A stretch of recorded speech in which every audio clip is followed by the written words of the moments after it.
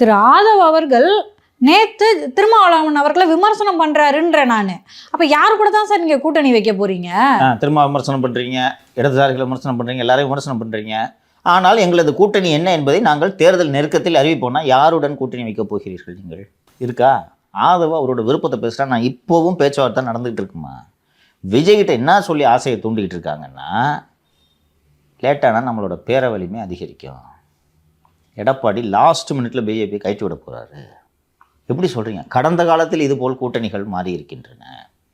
இப்போவே நம்மக்கிட்ட ஓபிஎஸ் பேசிக்கிட்டு இருக்காரு கூட்டணிக்கு. இதெல்லாம் சொல்லுவார். நம்ம அடிச்சிடலாம், அவசரப்பட வேணாம். ஆமாம், கொஞ்சம் பொறுமையாக அவசரப்படாமல் இருந்து தான் பிஜேபியை கூப்பிட்டுக்கிட்டார் அவர், இல்லையா? இன்னொரு விஷயம் சொல்கிறேன். இந்தியாவில் எந்த கட்சி 24 மணி நேரமும் தேர்தலை பற்றி அல்லது தேர்தலை மட்டுமே சிந்தித்து கொண்டிருக்கக்கூடிய கட்சி எது? பிஜேபி. என்ன செய்தாலும் தேர்தலில் வெற்றி பெற வேண்டும் என்பதை தவிர அவர்களுக்கு வேறு ஏதாவது சிந்தனை இருக்கிறதா? இல்லை. பொது தேர்தலில் வெற்றி பெற வேண்டும்.